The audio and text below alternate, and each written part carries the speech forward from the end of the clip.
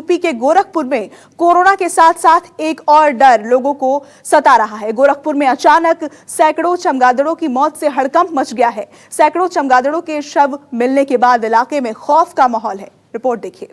आम के बगीचे में लोगों को दूर से जमीन पर कुछ काले रंग की बिखरी हुई चीजें नजर आईं। पास जाकर देखा तो आंखें फटी रह गई। बगीचे में चारों तरफ चमगादड़ों की लाशें बिखरी पड़ी थी। ऊपर देखा तो पेड़ पर भी चमगादड़ों के शव लटके थे। कुछ लोगों की आंखों के सामने ही जमीन पर आकर गिर रहे थे तो कुछ जमीन पर ही पड़े पड़े तड़प रहे थे।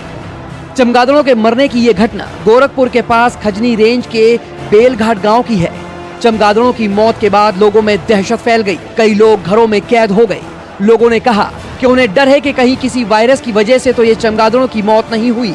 वहीं लोगों को ये भी डर सता रहा है कि चमगादड़ों के मरने के बाद कहीं कोई वायरस न फैल जाए।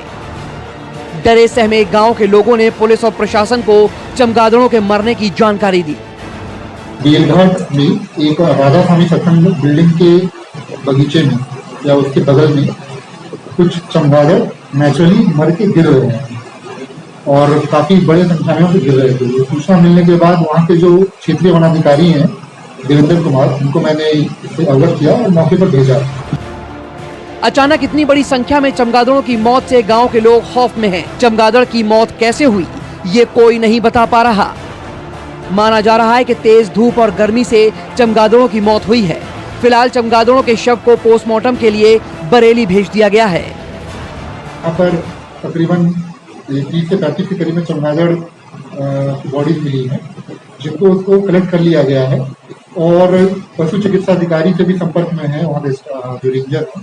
और IVRI बरेली में उसकी पोस्टमार्टम के उपरांत ही हम लोग कमेंट कर सकते हैं कि उसका डेथ का रीजन क्या है। गांव में जिस बगीचे में चमगादड़ों की मौत हुई है उसके आसपास तालाब और पानी के सारे स्रोत सूखे हुए हैं। ऐसा माना जा रहा है कि चमगादड़ों ने प्यास की वजह से दम तोड़ दिया हो, लेकिन चमगादड़ों की मौत की असली वजह पोस्टमार्टम के बाद ही सामने आ पाएगी।